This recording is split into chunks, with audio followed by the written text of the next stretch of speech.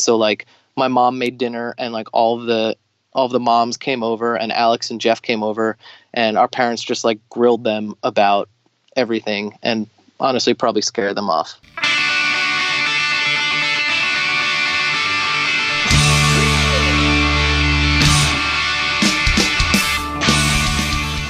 Welcome, everyone, to This Was the Scene, the podcast that takes a look back at the late 90s, early 2000 punk scene. I am your host, Mike Doyle. Random Task was a punk band from New Jersey who frequented hall shows all across the NJ scene. Ben Jorgensen was the drummer, but eventually left the band to front Armor for Sleep, who got signed to Equal Vision, toured their asses off, and eventually decided to close shop as well. If you haven't heard Car Underwater, then you should go on Spotify and listen to it as soon as this podcast is over because it's the shit. Random Task was the younger band in the scene who were solid dudes to hang out with anytime I saw them at shows. I typically talk to Ben and Evan, and still think Evan's write-up of my band Lanemeyer's CD for his zine Braceface was shit, and he should go back and do a better one. So Evan, I'll be expecting that somewhere online, or you can write that out or draw it up or whatever and print a copy. Just send it to me personally. Thanks. I reached out to Ben and asked if he'd like to talk about summers past, and he said that he would like that very much. And this is what we talked about. Peeing on the Hollywood sign, going to the same school as Josh and Gabe from Humble, his first show at Teaneck American Legion Hall, the Braceface scene, which I just talked about earlier, so we'll talk about that again. Making a business plan to go on tour, Del Vecchio's sweet, sweet foot. The Juliana Theory story that I keep talking about over and over again. Starting Armor for Sleep, opening for Linkin Park, and a ton more. Before we begin, this episode is sponsored by beer. You should pick some up on your way home and drink the fuck out of it tonight. And if that doesn't tickle your fancy, you can check out my comic that's on Instagram. It's called Daily Bread, but check out the handle, it's Your Daily Bread, and follow it because I write daily comics that have nothing to do with punk rock, but you should just go fucking do it anyway. Or you can go to drive80.com and hire me to do animations for your marketing and turn your graphics into video, because that would be one way that I make a living to do this podcast. Anyway, thank you again to all the people who have donated to the podcast or have signed up to donate $1 a month on the Patreon page. You are my favorite people in the entire world. If you haven't donated or signed up for the Patreon page on thiswasthescene.com, which is at the very top of the page, you could do both there. If you have not donated or signed up for the Patreon page on thiswasthescene.com, all the buttons or both buttons are on the top of the page, then you are not my favorite people, but I'm still very happy that you continue to give me hours of your time to listen to this podcast. So thank you. Shout out this week goes to the podcast review on iTunes or Apple Podcasts, whatever, from How's That? UMMM, how's that? No apostrophe. I don't think you'd have to have apostrophe. Wait, how is that? Anyway, Doyle does a phenomenal job interviewing icons of the punk rock scene, utilizing preset questions and off-the-cuff queries as the need arises. As a listener, it's wondrous to hear musicians of my youth displaying such candor as they chat with Mike for an hour or so. I highly recommend this podcast for anyone who enjoys music, especially those who grew up during the time period and whose CD racks were, and still are, filled with some of the featured artists. Thank you very much for that, how's that? And the title of that is Expertly Curated Conversation. It gets cut off there. So if you guys want to title your reviews, you might want to just make it like one word or two words. But that was fucking awesome that you took time out of your day to write that. And thank you. Thank you a lot. Feel free to subscribe, leave a review, and share this with anyone who would love some nostalgia. With that said, let's get started. What's up? What's up, man? How you been? Good. It's good, man. You're this part doesn't have to go in, by the way. This is just kind of catching up, but I might leave it in. Okay. Well, I won't say anything about it anyway, so. Where in LA are you? You've been there for a while, right? Yeah. Wait, let me go to a different room in my house where the Wi-Fi is better, because it's already saying poor network connection. How is the Wi-Fi so crappy in LA? Well, the Wi-Fi is good. It's just I was downstairs and I haven't set up to efficiently distribute the Wi-Fi signal, so I know it gets kind of crappy when I'm downstairs. So I'm just going to the bedroom. So I'm actually in the Hollywood Hills by the Hollywood sign. Oh, really? Yeah. Oh, I lived in LA for a hot minute in 2000. 2001 to 2003. And a friend of mine Hmm. used to live up in the hills, so we used to go there all the time. And then at night, go to the sign and like pee on the letters. Really? Yeah. That's awesome. Yeah, that was so Barker, that was his idea. He lived there first and he goes, "Oh, we got to go to the sign and you got to piss in the letters." And I was like, "All right. I guess I'll That's do cool. that." That's a fun hike to go up there.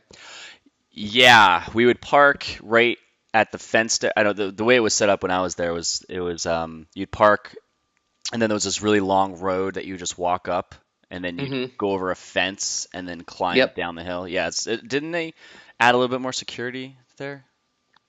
Not really. They actually closed the entrance to that path at the bottom of the hill because of a really dumb reason. There's like a horse ranch there, Okay. and there's like maybe like 0.2 miles where when people start to do that hike, they like walk by the ranch, and the ranch said it was hurting their business, so they actually petitioned to have that path closed off to the public. So Bunch of you actually, dicks. yeah, so dumb. How long you Um, been up in the hills? My wife and I moved here like 2.5 years ago. So we just moved into the house that we're in now. So Nice. since we've been in LA, we've been in our house. And then she does a lot of acting, right? She does do a lot of acting. Yeah. So she was on 30 Rock, the TV show that filmed in New York City Yeah. for 7 years. So when that ended, she was on another show that actually filmed in New York that got canceled after one season.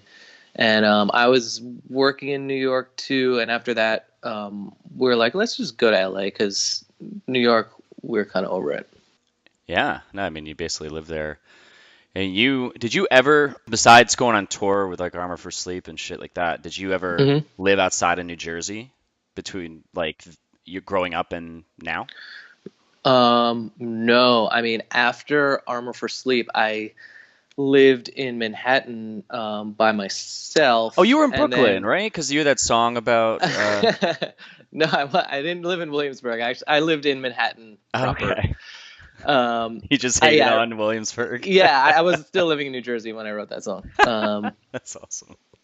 Yeah, so I only lived outside of New Jersey for when I was in New York, just right after I we decided to stop Armor for Sleep, and then got together with Katrina soon after that, and she lived in New York, so we both lived in New York for a bunch of years.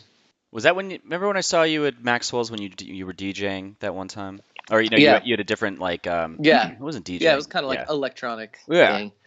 Yeah, Were you yeah, that guys was around that time. okay? Yeah. Actually, yeah, 'cause like I met you with my ex-wife at that time.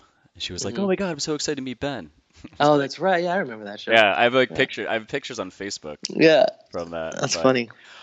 so anyone listening, Ben was this is around the time. A lot of the interviews leading up to this point have basically been everyone has been outside of Jersey except for one a couple episodes ago, but I won't say who it is, so Ben can be surprised if he's listening to this. But Okay. so I'm gonna bring back in more Jersey bands and talk about the Jersey scene. And Ben, I reached out to him because he had a band called Random Task back in the day, and then he ended up, and actually I don't really know the whole full story about Armor Sleep, but he ended up that band, Random Task disbanded, and then he went on eventually either quickly or not too quickly to do Armor Sleep, and then that did very well from what I could see Hmm. from the outside. But Yeah. so I wanted to talk to Ben about Random Task in the Jersey scene, and we're gonna focus on that today, and maybe ask him a couple questions about Armor for Sleep. But I really wanted to Yeah. kind of just talk about the Jersey scene and just go back and reminisce. Yeah. When you called me up to do this, I was kind of thinking back to the days like in the Jersey scene when I got started, and obviously, I mean, everything that I did in music would not have happened if it wasn't for my experience and our experience coming up in the Jersey scene. I it's really weird to say, but it was like late '90s. Like I think the first show I went to was I think it was like '97, which sounds really weird, but I was in 8th grade, so I think that's about right. Wow, really? Yeah. Holy shit. So before you get too far, because Yeah. we definitely want to get into it, but I am going to start this as I do all interviews. And what I like to do is find out really, because all of us chose music for some reason. The people I've interviewed have been bands, labels, fans, recording studios, and all of us have this giant fucking passion for music. Hmm. And I always like to find out what started it all. So for you, as a kid, what like music really opened your eyes to what music opened your eyes to music? Like what song or what band did you listen to where you're like, oh my God, I love listening to this, or Yeah. this has my attention?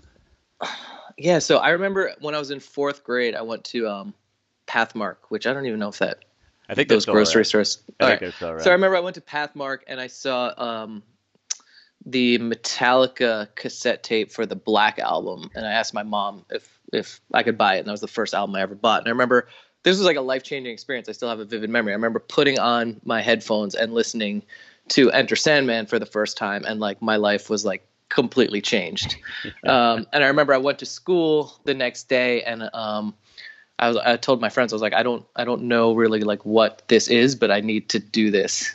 So I made my friends like get together and start playing. And basically, my friend Jeremiah, who I went to school with, and my friend Evan, who would start going to school with us a couple years later, we just started a band together. Then this was before we knew about like punk or any music like that. We were just like trying to. I think we would get together once a week and play like maybe half a Nirvana song, and then like stop. And we would do that like once a week for like 2 or 3 years. Um, What about the like I remember listening to Enter Sandman. I think I was in eighth grade. Was it? No. I was like seventh or sixth or seventh grade when that came out because I went to a mm, coffee house and a band did a cover of that and they actually did a pretty good job.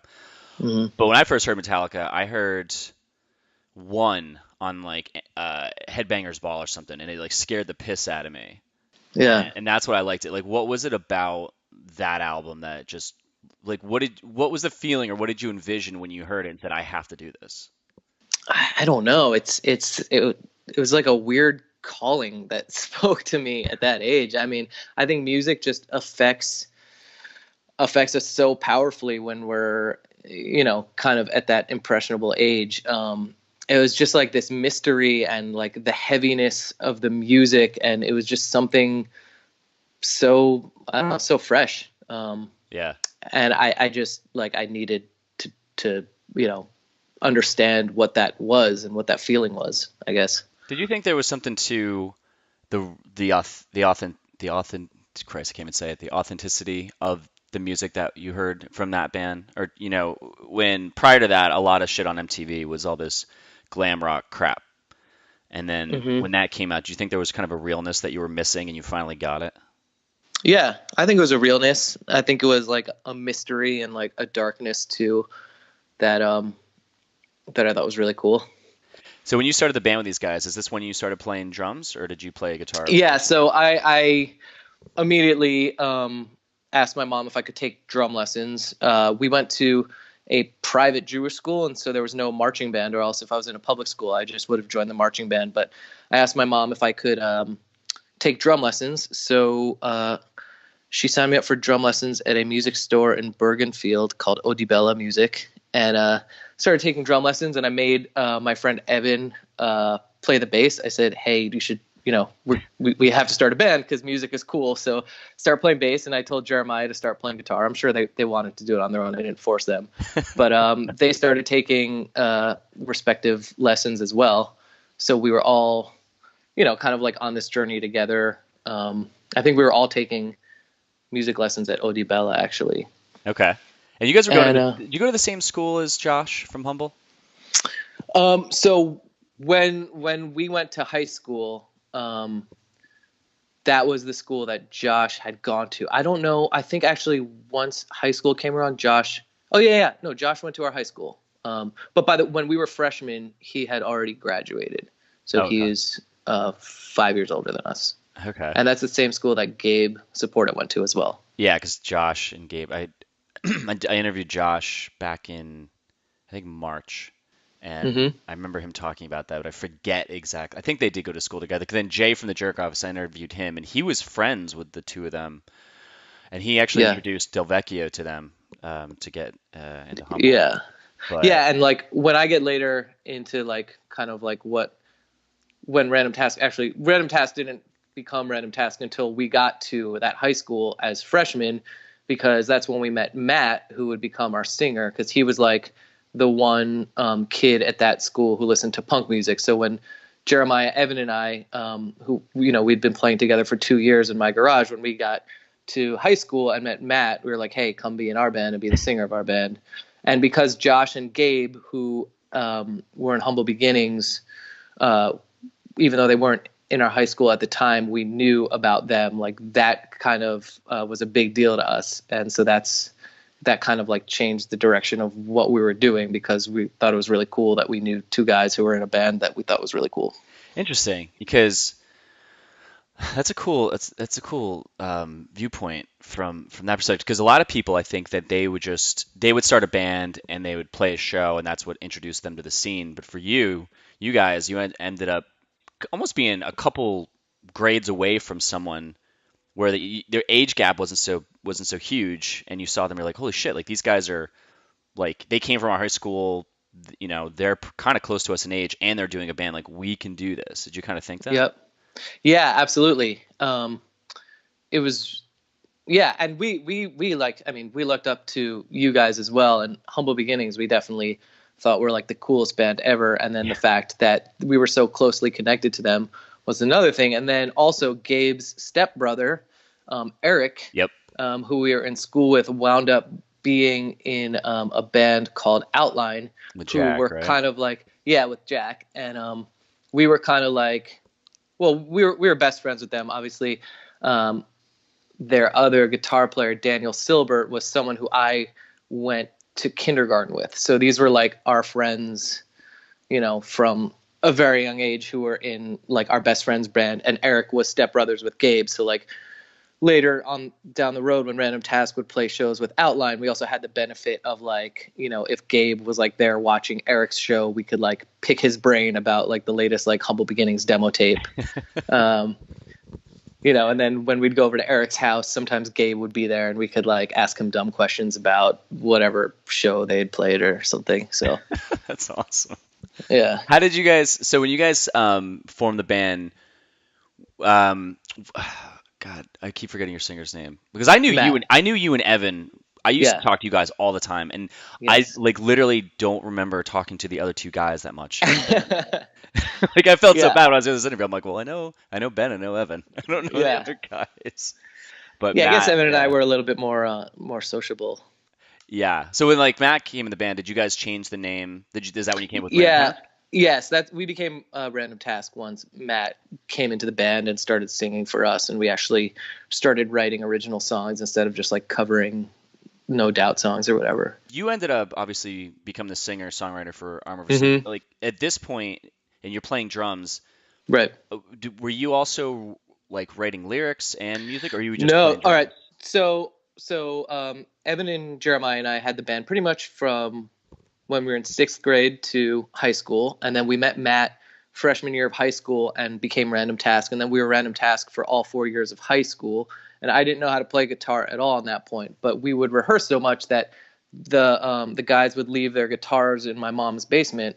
So over those 4 years, I started kind of going down to the basement in the middle of the week and like playing guitar. And then by like, I think by senior year is when I started writing songs. And then a lot of the songs on the last album that we put out were like the first songs that I ever wrote as like, a songwriter. Interesting. Yeah. So I just played drums at the beginning. I think I didn't did know how it. to do anything else. I think I did the same thing that you did, because I was playing bass, and I think Chris would leave his guitar sometimes at my place, or we'd all be hanging at his place, and I would just pick it up and just kind of, it's like just taught myself. And Yeah. just the initial going from bass though to playing 4 chords that took a really long time just to get your Yeah. fingers right. It was such a bitch, Yeah. and your fingers were all Mhm. like, calloused, because it was just, they'd have to build up calluses because it was just just strumming on metal the whole Mm-hmm. time. You're like, fuck, this sucks. Yeah. Like, why does I want to do this? Do you guys remember your first show? Or do you remember your first show? The first Random Task show. Yeah. Um. Yes, I believe it was a weird. Actually, fuck. Do I remember our first show? Yeah, I think it was a talent show, if I'm not mistaken. Okay. Was it like a coffee? We called it a coffee house. I don't know if you guys called it that as well. I can you hear that people chopping down wood in the background by any chance? Yeah, but I mean, it's All not right, like. hold on. let me move downstairs. There are guys who are like trimming some bushes, like literally right outside where I'm sitting. That's like the thing about these interviews. It's just sometimes people are out in the like city streets and they're hearing like traffic or someone's yelling. It's just Yeah. it is what it is. Sorry, I'm relocating That's okay. downstairs. Yeah, you can still hear that, can't you? God damn it. Just yell at the window, be like, "Shut the fuck up!" Just go in like the bathroom or something. Yeah. I'm actually going into a closet right now. Can you hear me now? It sounds great. Yeah. Yeah, it's like soundproof. You know, you got the. I don't know. Sounds pretty good. Okay. It sounds like you're in the vocal booth of a studio right now. Yeah, actually, that's kind of Katrina does a lot of like voice audition tapes. Oh, okay. Oh, cool. And she does them in this little soundproof closet. Oh, nice. Not really soundproof, but has clothes in it. You're like in this dark room right now, just doing an interview. So you guys did a talent show. When was the first time you guys actually played a local show? Man, I honestly I can't remember. I should remember this, but I don't remember the actual first time. I just remember we started playing like local VFW Hall, American Legion Hall shows. Like we would do like 2 weekend for like years. This was probably in '99 is when we started.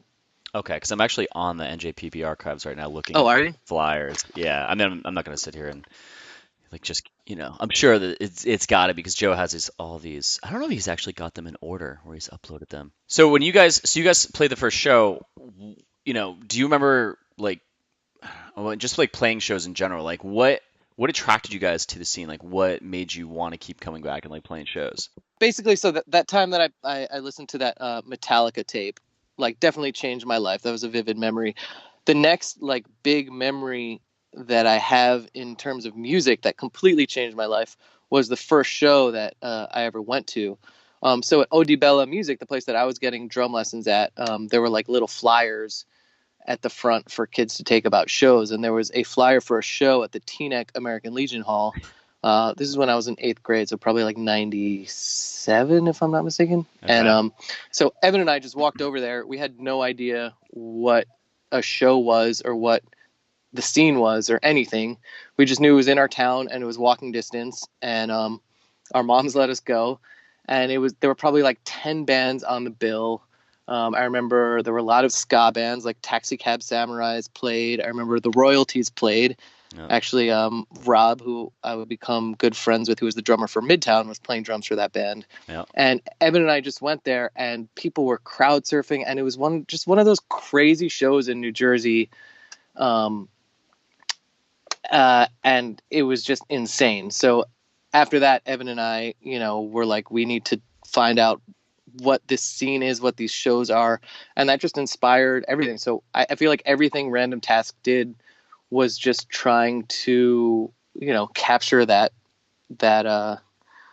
energy that, everybody knows was going on in New Jersey at that point. So you guys were in high school this whole time. You when you started Random Task for 4 years, when you guys were playing shows too, you were playing shows and you were in high school in 9th grade. Yes, correct. Jesus. Yeah. I remember you guys were young. Like we were always like, yeah, it's the Random Task kids. Mm-hmm. But I mean, did that what was your high school experience like in general? Because me and my buddies, we got into punk rock in the scene, and we were going into our senior year, and then pretty much we're leaving it, and then we're playing shows. So we just left high school and kept going. But for 4 years in there, what was how did that kind of define, you think, like your crowd or your day to day in high school? Well, we kind of had an interesting situation because everybody in Random Task went to a private Jewish school where there were literally 60 kids in our grade. So there wasn't the normal like high school politics that I'm assuming most kids had going to like a big public school. Like everybody was kind of equal popularity. So the fact that we played shows on the weekends and listened to this different kind of music, it didn't make us more or less popular in school. Like everyone was just kind of friends with anyone. This was just, our passion and what we liked to do outside of school, I guess. Did you guys find that you had a lot of kids, since you were friends with, like it sounds like a good amount of the kids who went to your school, did you find that a lot of them were going to your shows?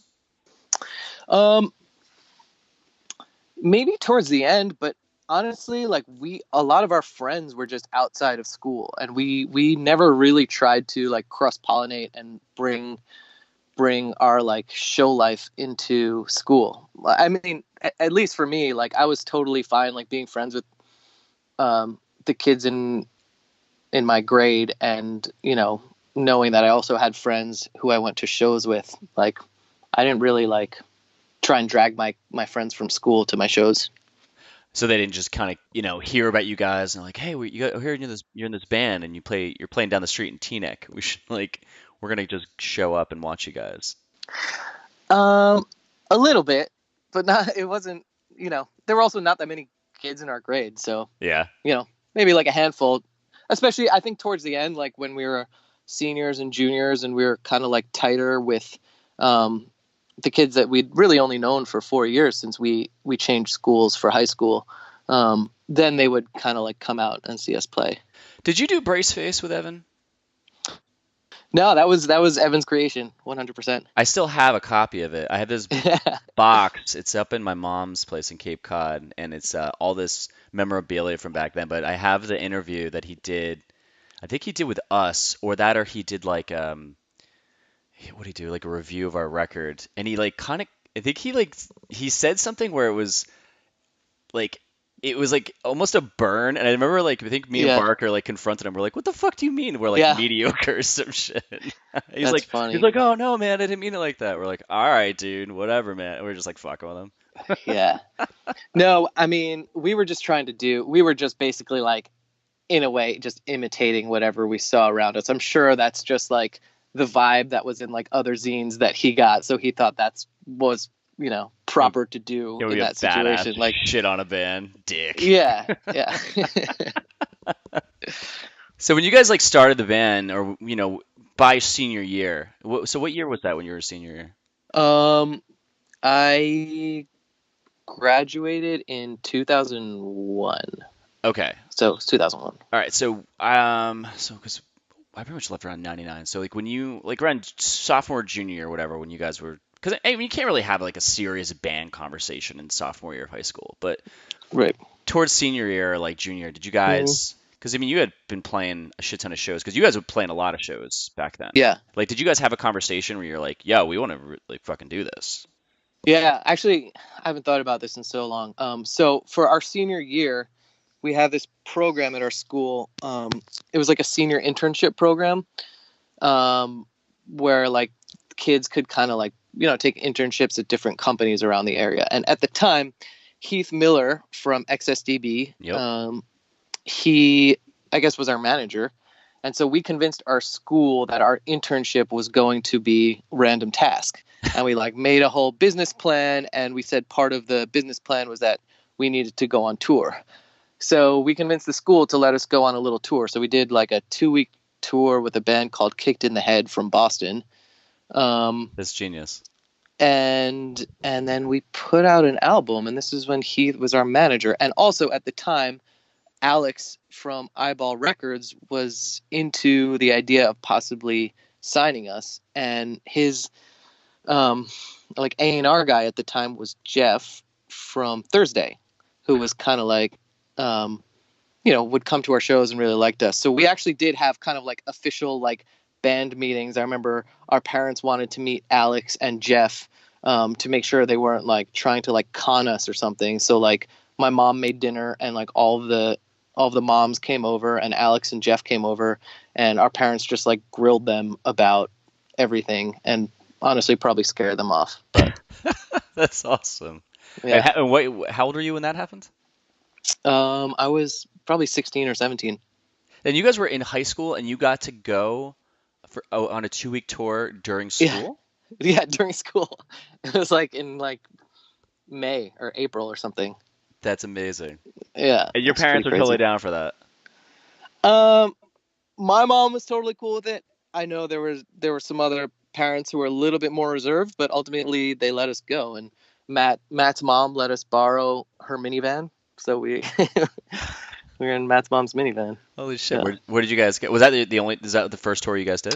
yeah, that was the first and only tour I did. I think, so yeah, it was like a 2-week tour. It just went up and down the East Coast. I think the farthest we went was like Florida and Yeah. then back up.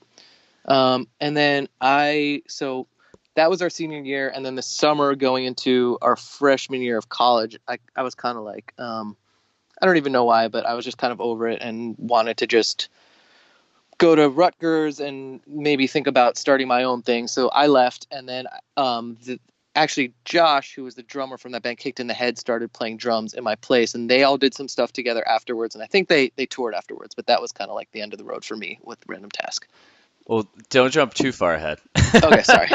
You're like, and that's it. See you later. Well, like before all that though, like when before you Yeah. guys got that interview and all that with Alex and like Keith was managing and being a manager, like where'd you guys record your first demo at? So that's another big thing. So I would say an integral part in everything that we did was finding John Niclario, Yep. who wound up recording, I think, everything that Random Task ever did. So I think because Humble had gone there to record a bunch of stuff, and you guys recorded with Niclario, right? We did the full length there because again, Right. Humble, like they always went there.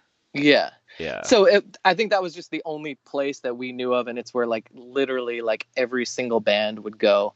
So we went there to record everything. Our first album, and then our second one that we did when I was a senior in high school. We spent a couple weeks up there, and yeah, John is awesome.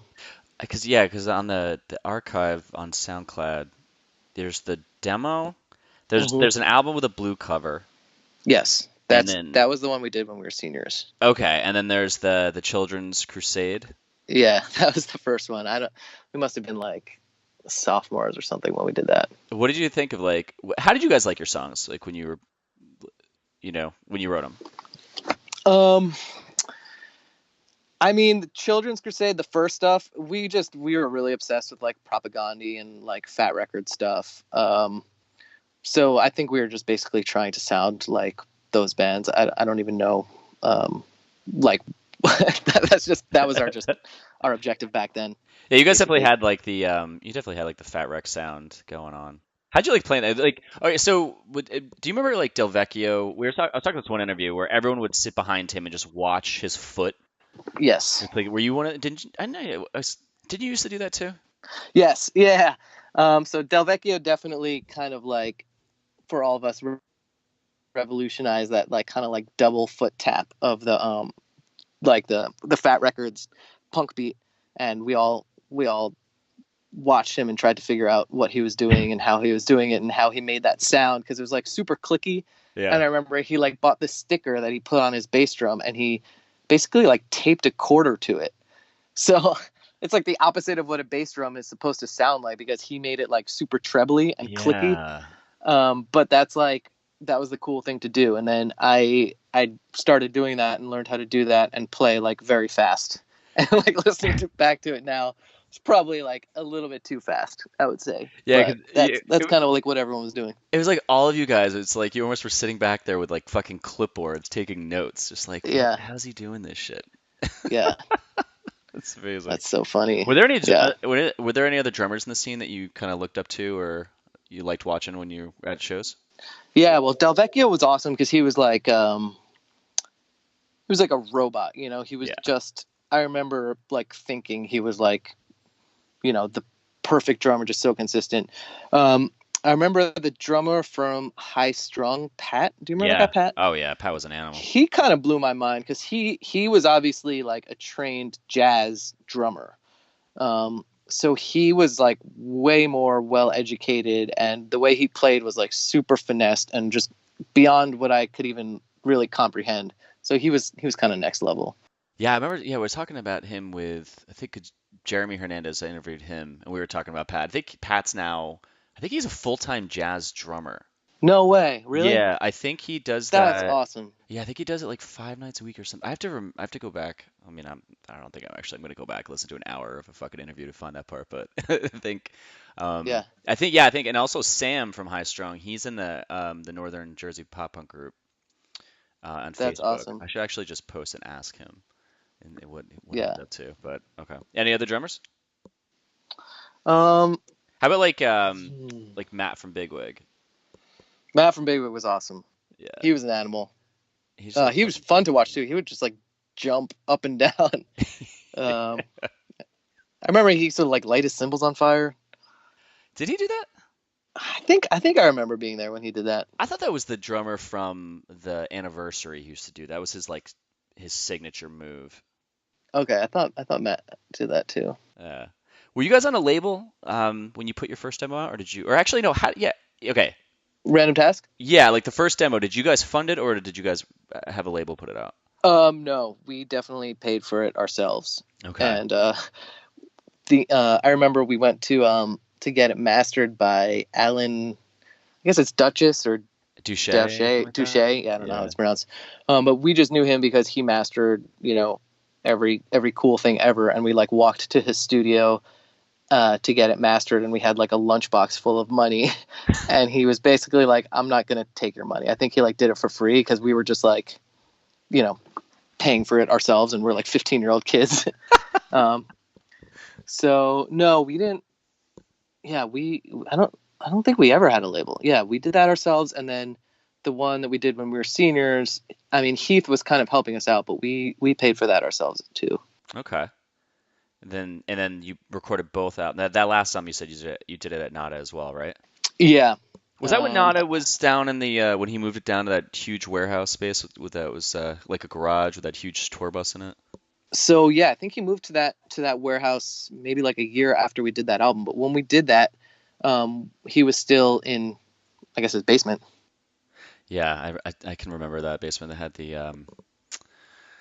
it was like one room where everything had to go in, and then he was in the recording room, and then the other side of his door was like Nintendo or some shit like that. Yeah, Yep, I remember that. it's Yep. like a laundry room. I was talking to Barker about when we were recording our album there, and he was saying like he was trying to light candles in that room, the recording room. John's like, "You're not lighting fucking candles in that room, dude." He's like, "You're gonna burn this place down." And Chris is like drinking like a 40 or something. He's like, "Ah, fuck it, man. Come on, I gotta get in the mood." He's like, "No."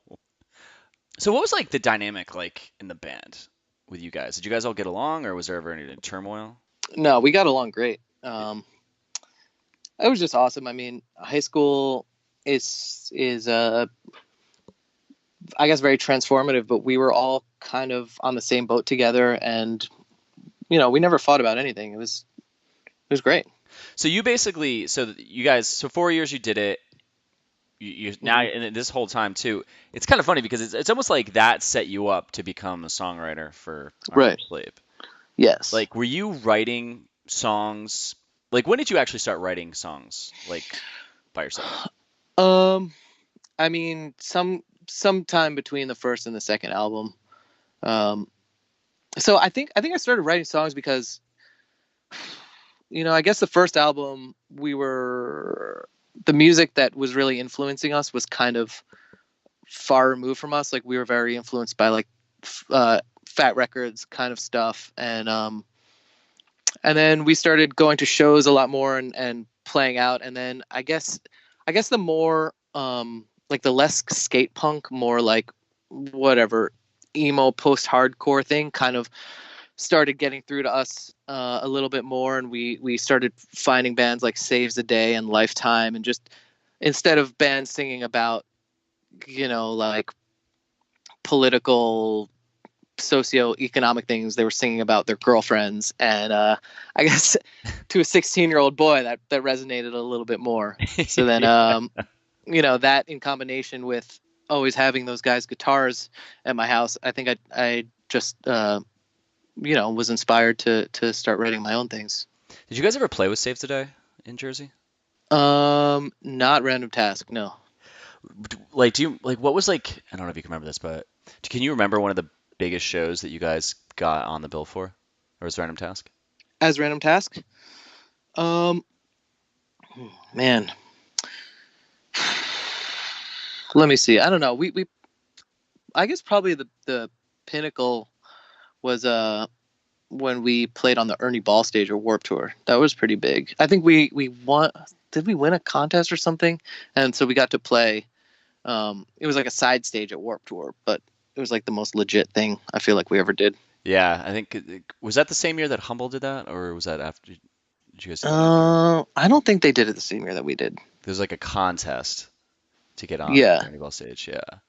Did you? Okay, I've had this conversation in many interviews. Do you remember the show where the dude from Juliana Theory started unplugging? Yeah. Was that you guys? That was us. Yeah. Okay, good. Not good, but I've told that story Yeah. in so many interviews. There's one actually that's going to come out in a couple weeks where we talk about it, and it's like, and the guy I'm talking to in the interview, he's friends with the dude from Juliana Theory, and I'm like, look, the guy's probably super nice now, and I feel like I feel bad for talking shit on the dude, but I was like, I remember I was so pissed when I got on stage. I was like, what the fuck? And I think Evan came up, he's like, yeah, you guys started unplugging us. I'm like, fuck that dude.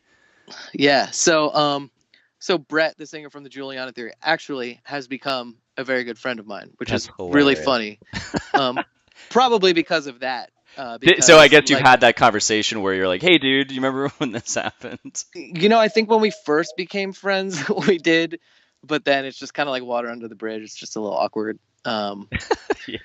But that was funny. So, yeah, that was a funny story. Yeah, that was at the Wayne Firehouse too. I was at the Wayne Firehouse, and that was the show that Alex from Eyeball was coming to scope us out or whatever. It was like, the big performance where he was going to decide whether or not he wanted to sign us. Oh shit. And Jeremiah couldn't play the show, our normal guitar player, because it was a Friday night, and he came from a pretty religious Jewish family, so he wasn't allowed to play on Friday night. So Jack from Outline was playing guitar for us that night.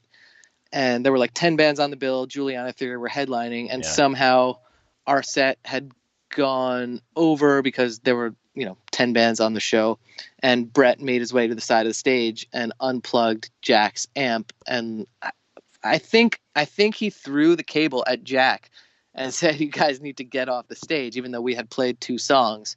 And this was like, in our heads, this was like the biggest show we were ever going to play, because we were maybe going to get signed to a record label after playing it, and we had only played 2 songs, and we didn't really understand what was going on. And then Alex from Eyeball was not too happy about it, and he had some words with Brett in the parking lot. And Brett was probably like 19 years old at the time. Yeah. So. Yeah, I mean, Chris, I think all of us have done. Well, I definitely know that I did some dick moves back in the day too, which I've talked about in length in a lot of interviews. So. Yeah.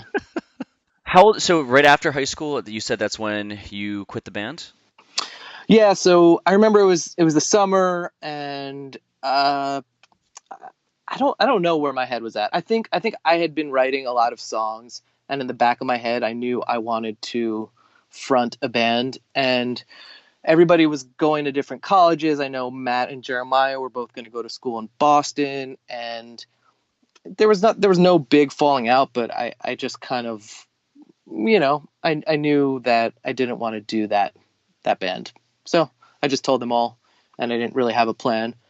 Actually, that's not true. I did have a plan. That summer, I wrote what would be the first few Armor for Sleep songs, and I went to John Niclario by myself, and I was like, I want to record these songs. I don't know what I'm going to do with them, and so I did that. I definitely want to talk about that now. So you quit the band and you start Armor, and I heard. Yeah. So I was living in LA at the time, because it says so 2001 is when you started that.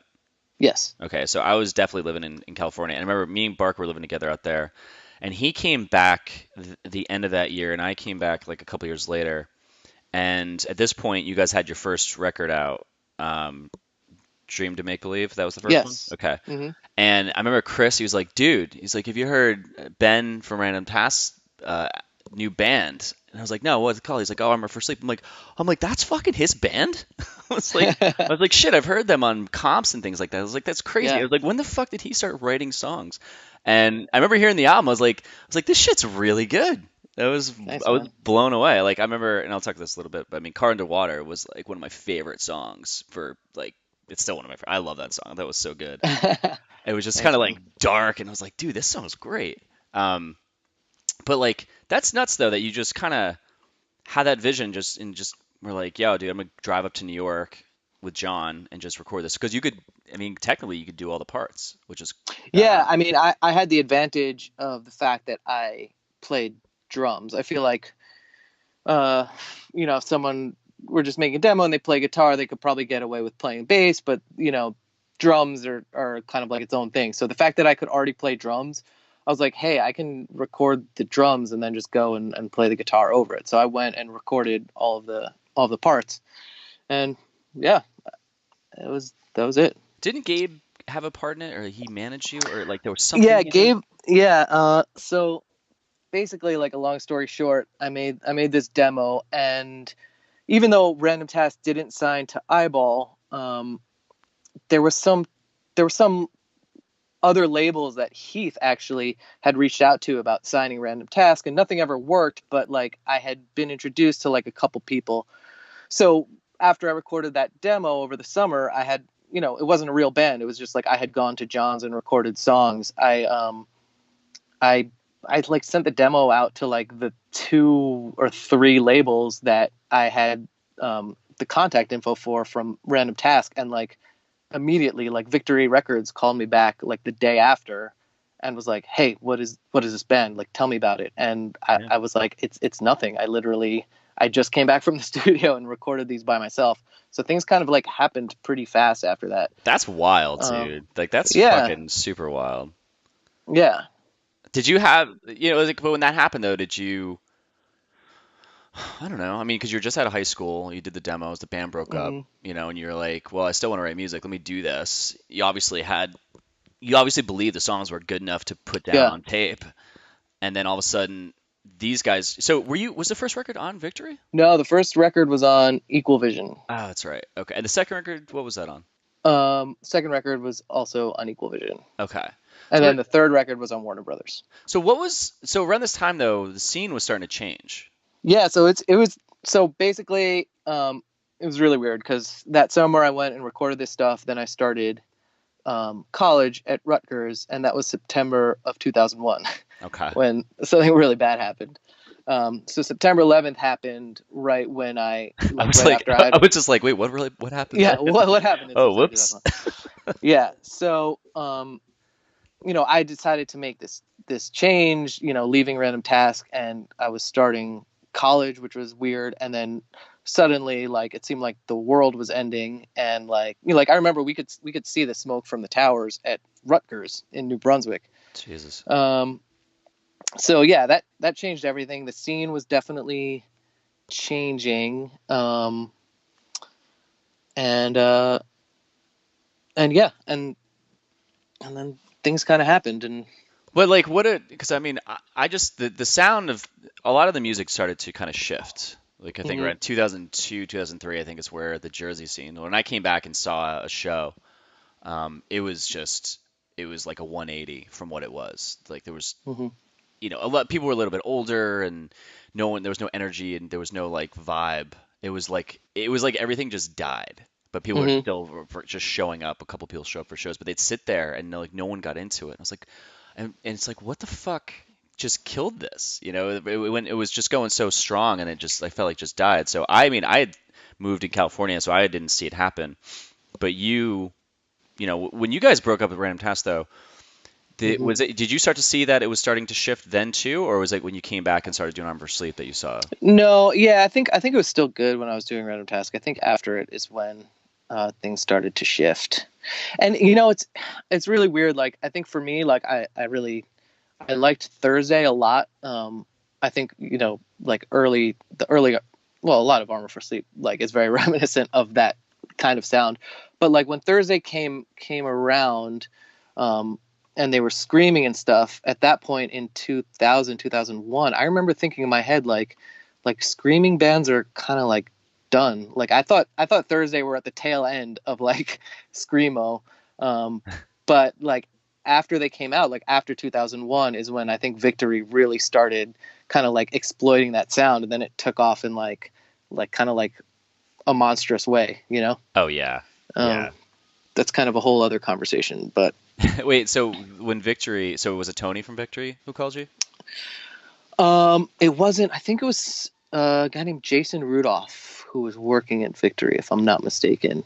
So he reached out to you and yeah, and then we kind of, I think we had bad blood with Victory because Victory were like, we really wanted to sign you. And we said, well, we're not going to agree unless we can read a contract. And they were like, okay, in the meantime, can we put you on one of our compilations, like a Victory Records compilation? And we were like, okay, but just so you know, that doesn't mean we're officially signing to you guys. And they were like, yeah, that's cool. We just want to help you out. So they put us on one of their comps called like Victory Style or something. Yep. And it was great exposure for us. And then they sent us the contract, and we were like, we can't sign this contract.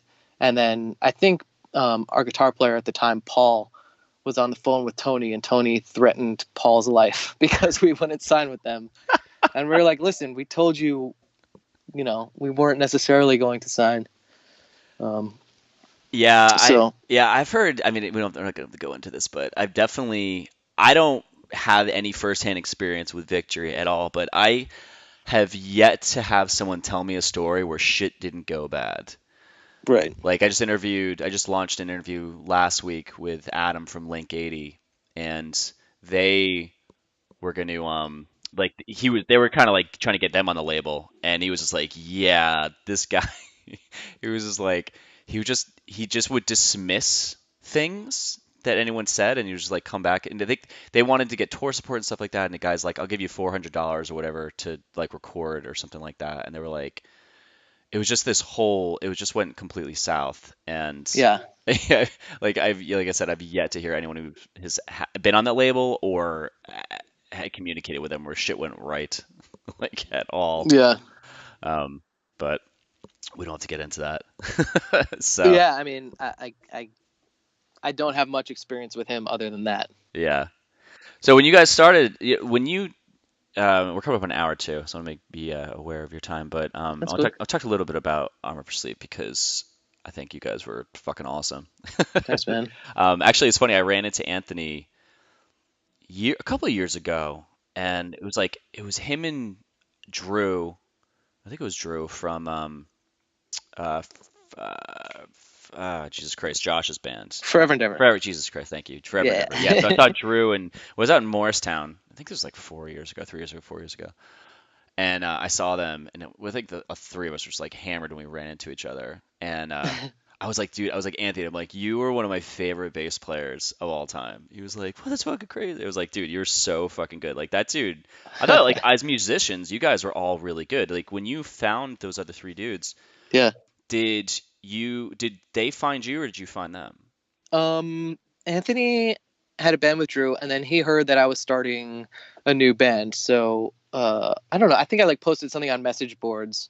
So Anthony from early on was like, yeah, I'll be your bass player. And he was there. And then we had two guys who wound up not working out. And then I knew Nash and PJ, who were sick players in a band called Prevent Falls that I had played with in Random Task. Okay. And long story short, Anthony and I were in LA recording our first album, and Gabe was managing us at the time. And Gabe was like, when you guys are done recording, you should come on tour with Midtown and a band called Taking Back Sunday and this band called Recover. And when we were out in LA, we realized that those other two guys weren't going to work. So I called Nash and PJ, and I said, hey, we're going to be home, and then 3 days later we're going to go on tour with Midtown. Can you guys join the band? And so they quit Prevent Falls, and we came home and practiced for 2 days and then went on the first tour with Midtown. Jesus Christ. But I remember Nash was always an awesome drummer. I remember playing shows with Random Task and watching him just shred, and PJ was also a really good guitar player. So Yeah, Yeah, I read somewhere that's that it. you were a huge Recover fan. Yeah, huge Recover fan. Loved that band. Loved those guys. I kind of heard a little bit of it in your voice when you sang. Really? Yeah, like I could hear. Yeah, yeah, maybe, There was like a maybe. there, because definitely I think a lot of singers learn to sing either they hear themselves but they'll hear other bands and they kind of like something they won't take not steal is the worst way to say this, but they'll No, totally. kind of like pull little bits from pieces. Like I definitely know that when I would sing, there were certain people that I listened to and I'm like, oh, I like the way they do that. I wonder if I could do it like that and just pull from different things. But I remember reading that interview with you saying that to somebody, and I was like, I can really hear the influence in your voice. Yeah. Well, yeah. Actually, you know what? When we were recording the first album, I remember in LA, we were friends with Fiddler Records, Yeah. who had Oh put yeah. out their EP, which was like amazing. So yeah, but definitely on this by the second album, when we had toured with them and become friends with them, we were definitely borrowing some stuff from them, and I also think they borrowed some stuff from us for the stuff that they did. But like in a very like we would play them a part of a song and be like, this is 100% a part that we stole from you, but it was like a very friendly thing, you know. Yeah. So yeah, I wouldn't be surprised if Dan's singing rubbed off on me a little bit. I mean, I remember bands in the scene used to do all the time where I was talking to Boxcar, and their first song on the full length, I was asking them, like, how did you guys come up with that style? Because it was a little bit different. And they said, oh, we heard the song Freak Out by Digger on the split Yeah, with Weston. And they're like, we wanted to write a song like that. So we just crafted a song that was kind of that same style as that yeah, song. I'm like, I guess we all. Anyway, it's almost like when a band came out and they had one song or a couple songs that were so good, it almost pushed you to write a song that was as good as that, or kind of almost rip that style off a little bit, or you tried to just like beat that oh, song? 100%. Yeah. I think I mean, most songs I could probably point to another song and be like, this was like, you know, my version of this song, or like, and it, just like really inspired by this style or this mood. Um, Absolutely. Did you you guys seemed like you were probably pretty well received in Jersey as Armor? Hmm. Yeah. Like, were you guys still playing local shows at that point, or were you just going full on just Starland and, in the city and all that? It's so weird. I remember in Random Task, I never played a show with a monitor on the floor at all. Like I didn't even know what a monitor on a stage was, because all the shows we played were on the floor. Yeah. In Armor, I don't think we played one show in New Jersey that was without like a monitor. Like that's how I think of things. Like, Wow. I guess thinking back, we never played like local shows. Like at the beginning, we were trying to get on like, I remember we played with Glastra at the Birch Hill, and our first few shows were at Chrome, so that wasn't really like a local scene shows that I remember from when I was younger. Yeah. Any place that did Chrome have a bar in it? Did Chrome have a bar? That's a good question. I don't remember it having a bar. Okay, I think everyone went there. I'm just kind of just making the point that I think if any place you walked into and there was I can't say there was a door guy. So even the local shows had a door guy, but more like security, like a staff member in the front, and then Yeah. like served food or Yes. like a bar. You're like, yeah, we're not playing a local show. Yeah. This is a club. Exactly. That's crazy. Yeah, I mean, did you basically just? It sounds like when you guys started, you were just playing great shows. Yeah, definitely. And that's kind of like when the emo scene was kind of like taking off. I think, honestly, I think it's, thinking back on it now, it's the case of that music was resonating with a lot of people, and I don't think I intended it to be that way. I think I was just affected by other bands at that time that a lot of other people were affected by, so the music that I was making also resonated with other people.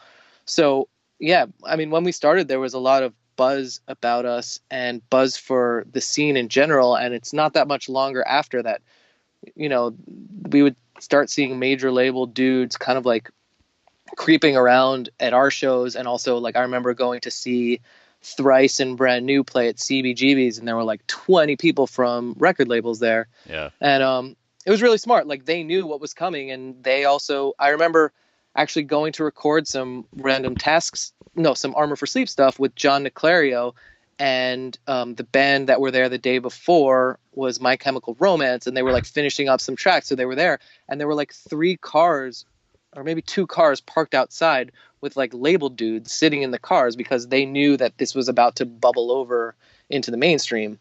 So like we were kind of there at the time when this bubble was about to break. Yeah, you were like in a sweet spot where it's almost like you kind of got a cool view of everything because you got to grow up in the Jersey scene, which anyone I talked to from then, we all loved that scene so much. And then you got to jump into the next, quote unquote scene where it evolved, and then you guys got to fit in pretty well. Yeah. That's kind of awesome. You got to see it from a local perspective, and then you got to get on shows where you guys, what's like one of the biggest shows you guys played? As Armor? Yeah. Man, we opened up a tour for Linkin Park for the Project Rev tour. Jesus. We were, Chris Cornell was opening up for Linkin Park, and so we were playing that, and there were like 30,000 people a night on that tour. What? Jesus Christ. So that was kind of nuts. Did you have did you have a lot of people in the crowd, or just, were you starting to see that people were, no, okay. No, it was, they had no idea who we were. That's so crazy. It's funny because, I remember doing that tour, and it was all like in the middle of the country. And I remember at so many of the shows being like, wow, I didn't know there were so many angry white people in the middle of the country. And it all makes sense now. Oh, shit. How did you guys, so when you guys were touring, did you guys ever have a tour bus, or did you guys always drive a van? We did, yeah. We had a tour bus. It was not smart, but we did go to a tour bus at a certain point. And just burned through money, or yeah, I don't think we made money on tour once we started getting a tour bus, and in the end we were just losing money. So it was not smart. Were you living in Jersey the whole time? Oh no, I'm sorry. You were in New York City. Just in the No, I was in Jersey the whole time I was in the band. So I would come home and be in my mom's attic, and that's just that's where I lived the whole time that I was in the band. Were you guys actually pulling in some cash to just pay bills and Yeah, a little bit. We were able to divvy some money up every month based on what was coming in and based on the record deal that we signed to when we signed with Warner Brothers. There was a little bit of money from that deal, and I don't remember how much it was, and like being a real adult now, I don't know if it was ever like anything meaningful, but I remember at some point we were making some money. I think I've yet to talk to a band that, actually, no, can't say that. There's a couple interviews in this season that I've talked to where they are still living off of it, which is pretty cool, but it's very small. I think it's mostly the people like Keith Miller, because I interviewed him. He was like the 6th interview or 7th interview I did, and it's the guys who were doing sound or managing bands that went off and made a career out of this stuff. They actually made salary off of this. It's like the bands, I don't think any of us ever made shit out of it. And you guys, so when you guys broke up after the 3rd record, when you guys got back together, you guys played Skate and Surf, right? When it was 2000, what year was that they did it? That was 2012. Okay. Yeah, I saw some video of that. I think it was Bamboozle.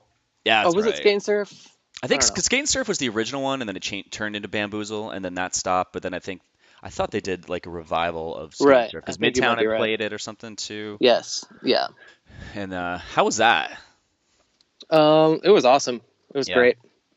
Did you ever so go on. Yeah, I was gonna say, like, playing Skate and Surf when Armor for Sleep was starting out. Those were always the biggest shows that we would play all year, and we didn't play a lot of Jersey shows because we didn't play many local shows. So that was like the time during the year where we could see like our hometown fans, and I just always remember being like shocked at how many there were. So yeah, so when we played it again in 2012, it was nuts. It was really nice.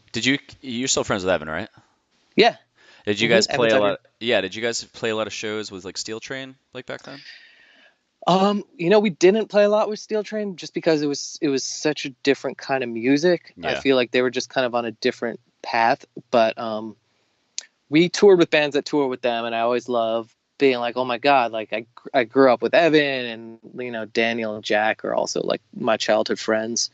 So it was really cool, that we were kind of doing the same thing together for a while. I always thought it was crazy that you guys, because you guys were like, Christ, 4 years younger than us, and so when I left, came back, it's like, you went on and did Armor of Sleep, and then Steel Train was on Drive Through, Torn Around, and then Hmm. then all of a sudden, like, then Jack goes off and forms Fun with Hmm.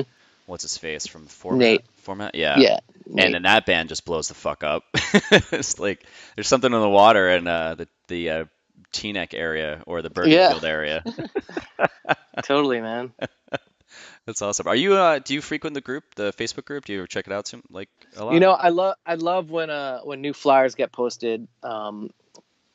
But I should get more involved. I should say what's up. It's kind of hilarious because you guys are you got the header photo. Oh, really? Yeah, at the top of go to the top of the page. It's you, Evan. I think it's like,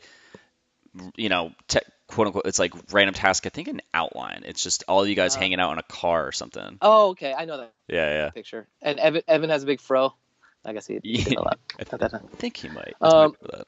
yeah, I remember for a long time, Evan and I were like looking for the flyer of that first show that we went to that basically changed our lives, and we could never find it. And then it popped up on the Facebook group, and like I texted it to him, and he was like really stoked. That's awesome. Yeah, Joe Polito. He's archived all of this shit. That's awesome. Yeah. Cool, man. Well, I'm gonna wrap this up, but Cool, bro. let me see. What was your favorite diner in Jersey? Suburban Diner. Where was that one? Oh, that was in Ridgewood, right? 17, I believe. Yeah. Yeah, yep, that was a huge one for me. The girl I wrote every Lane Meyer song about, she lived in Ridgewood. We used to always go to Suburban Diner all the time and like fight. Or like there was always so many memories from there. But Yeah, that's where I went yeah. on my first date with my wife, actually. No shit, really? Yeah. Oh my God, it's amazing. All right, so before I ask you the last question, what do you want to plug? Oh man, I got nothing to plug, man. I don't know. Are you like writing any music anymore or like recording anything? Yeah, writing some music. Did some stuff for a short film here that won a bunch of awards and stuff. So looking, I've always loved like soundtracky type stuff. Hmm. So LA is definitely a good spot to be. So I'm gonna hopefully get more into that. Have you find you kind of stepped back from music a little bit after the band parted ways? Because you tried the dance band. Yeah, I did like an electronic thing, and then kind of did some solo stuff and put it out. And you know, I don't have that drive to be like the person that everyone looks at the same way that I did when I was like 17 years old. Yeah. And I love making music, but I feel like you really have to have that like drive to be like, look at me, everybody, and I did that for so long, and I kind of feel silly doing that. So I feel like, to really like make music now, if you're not gonna do that, it's kind of hard to like, put the time into it. Like I just don't have that drive to like tell people to like, stare at me. That being said, I love music, and I would love to get kind of like more involved with it again. Nice. Oh, maybe the soundtrack thing will work out for you. All right. So last question. What scene ethics do you still hold on to this day? Oh man, so many. Um, You can name them all if you want to.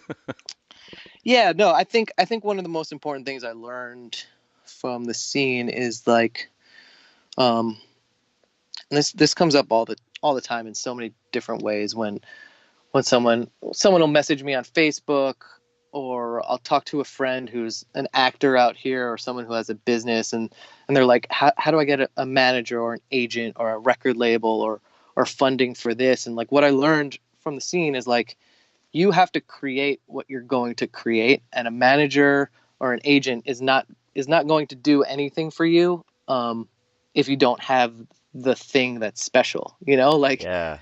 and if you have the special thing, those other entities that will come and help that thing develop will be attracted to you because of the thing. So you won't have to ask any questions. And I think I learned that in the scene. Like no one, you know, no one was going to help us write our songs or create the special thing that we did. You just need to do that. So I think that's what I learned.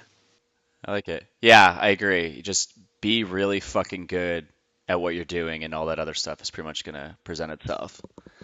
Yeah. And if you're looking for who can help me, chances are you need to get back to the shop and make the thing, you know?